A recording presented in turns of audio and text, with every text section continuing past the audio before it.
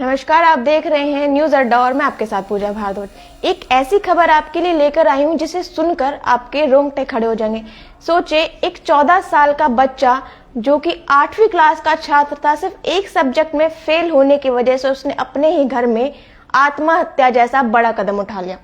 बच्चे का नाम अंश है, जो कि रियान इंटरनेशनल स्कूल में पढ़ता था। अपने पेरेंट्स के साथ कल यानी कि शुक्रवार के दिन पीटीएम में गया। जब उसका रिजल्ट सामने आया, टीचर्स ने उसे बताया कि वो सोशल साइंस में फेल हो गया है। उसी के बाद से बच्चा डिप्रेशन में आ गया। जब पेरेंट्स के साथ घर आया तो अपने कमरे में गया। अपने कमरे में जाने के बाद उसने अपने कमरे का गेट बंद कर लिया। करीबन 11 बजे के आसपास वो अपने घर आ चुका था। उसके बाद शाम 4 बजे तक उसने अपने कमरे का दरवाजा नहीं खोला। जब माता पिता को ये अजीब लगा, जब घर वालों को ये अजीब लगा, वो अपने बच्चे के कमरे में जाते हैं, ऊपर जाते हैं, गेट खटखटाते हैं। जब अंश दरवाजा नहीं खोलता तो माता को चिंता होती है। उसके बाद वो कमरे की खिड़की से झांकती हैं और देखती हैं कि अंश जो है कमरे में फंदे से लटका हुआ नजर आया। उसके बाद वो घबरा जाती हैं और अपने पति को कॉल करते हैं और उस पूरे मामले की जानकारी उन्हें देती है। उसके बाद घर पे पुलिस बुलवाई जाती है। पुलिस जब आती है उसके बाद बच्चे को जो फंदे से नीचे उतारा जाता है और फिर उसको अस्पताल भेजा जाता है। पोस्टमार्टम की प्रक्रिया के बाद बच्चे के शव को परिवार को सौंप दिया जाता है। उसके बाद जब परिवार देखिए, अब इसमें खुलासा ये है कि बच्चा अपने घर में एक लौता बच्चा था, इसके अलावा कोई बच्चा नहीं था। जब उसे पता चला कि वो सोशल साइंस में फेल हो गया, मात्र एक छोटे सब्जेक्ट में फेल हो गया, उसके बाद उसे इस कदर डिप्रेशन में आ गया, इस कदर उसके दिमाग पर असर पड़ा कि उसने आत्महत्या जैसा बड़ा कदम उठाने के बारे में सोचा। हालांकि ये नहीं सोचा कि उस बारे में अपने पेरेंट्स से बात करे, बैठ के उन्हें बताया कि उसके मन में क्या चल रहा है। हालांकि सोचने की बात यह है कि बच्चों के दिमाग में ऐसी मानसिकता कैसे आती है कि आत्महत्या जैसा बड़ा कदम उठाना उन्हें आसान लगता है, ना कि ये कि वो घर में बैठ के अपने पेरेंट्स से, अपने बहन भाइयों से या फिर अपने कजन से या फिर अपने दोस्तों से इस बारे में बातचीत करने की कोशिश करें, अपने मन की बात बताएं। ये सवाल खड़े होते हैं कि कहीं ना कहीं परवरिश में या फिर कहें कि परिवार के वातावरण में एक कमी आती है, जिसकी वजह से बच्चे इस मानसिकता की ओर बढ़ रहे हैं कि वो आत्महत्या जैसा बड़ा कदम उठा लेते, ना कि ये कि अपने मन की बात घर में या अपने माता पिता से बताएं। देखिए कि छोटा बच्चा है जिसका नाम अंश है, रियान इंटरनेशनल स्कूल में पढ़ता था, 8वीं क्लास का छात्र है। सोशल साइंस में ये फेल हुआ, जिसकी वजह से इस कदर डिप्रेशन में आया कि उसने आत्महत्या जैसा बड़ा कदम उठा लिया। हालांकि अब देखिए कि बच्चे इस मानसिकता की ओर क्यों बढ़ रहे हैं। ये तो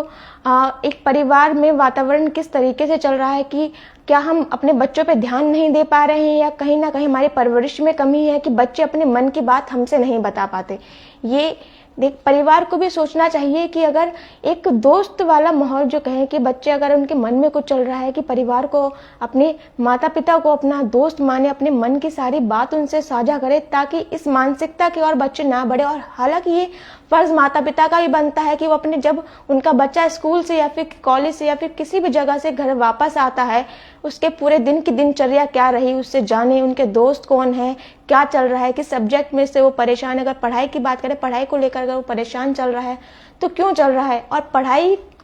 इस कदर की बच्चे की जान से ज्यादा पढ़ाई हो जाए, ये हालांकि गलत है। क्योंकि कहीं ना कहीं ये भी देखा जाता है कि पेरेंट्स कहें या टीचर कहें, बच्चे को पढ़ाई को लेकर इस कदर उन पे बर्डन डाल देते हैं कि बच्चे अपने आप को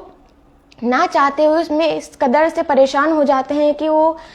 कंफ्यूज रहते हैं कि पढ़ाई करें या फिर खेल कूद से, मस्ती से दूर हो जाते हैं। और कहीं ना कहीं ये चीजें गलत होती हुई नजर आती हैं, क्योंकि अगर इस कदर से बच्चे आत्महत्या जैसा बड़ा कदम उठाएं या फिर किसी और गलत राह पर जाएं तो उनके भविष्य के लिए ये कहीं एक जो है गलत दिशा होती है। यहाँ पे टीचर्स कहें कि मार्गदर्शन दिखाने के लिए स्कूल में बच्चों को इसलिए भेजा जाता है ताकि बच्चे कुछ नया सीखें, अपनी मानसिकता को जो है बड़ा करें, और कहीं ना कहीं टीचर भी बच्चों के साथ एक दोस्ती का माहौल बनाए, ताकि बच्चे अगर अपने घर में एक चीज ना बता पा रहे, अपने माता पिता से शेयर नहीं कर पा रहे, तो टीचर से शेयर करें उनके मन में क्या चल रहा है। लेकिन कहीं ना कहीं अगर हम बात करें तो पेरेंट्स की भी और टीचर्स की भी इसमें थोड़ी सी जो चूक नजर आती है कि बच्चे अपनी मन की बात ना बताकर इस कदर ऐसी मानसिकता की ओर बढ़े चले जा रहे हैं और ऐसे मामले तमाम देखने को मिलते हैं, या फिर कहें बच्चे जब ऐसी कुछ चीज़ें होती हैं जिसकी वजह से वो परेशान होते हैं, घर में ना बताकर, अपने टीचर्स या दोस्तों को ना बताकर अपने आप में ही अंदर घुटते रहते हैं, परेशान रहते हैं, शेयर करना पसंद नहीं करते, एक एंजाइटी वाले जोन में चले जाते हैं, अपने आप को कमरे में लॉक कर लेते हैं, या फिर अपने जो कहें एक अच्छे दोस्तों का सर्कल छोड़ देते हैं, उनसे सभी से दूर होकर वो अलग बैठ जाते हैं। हालांकि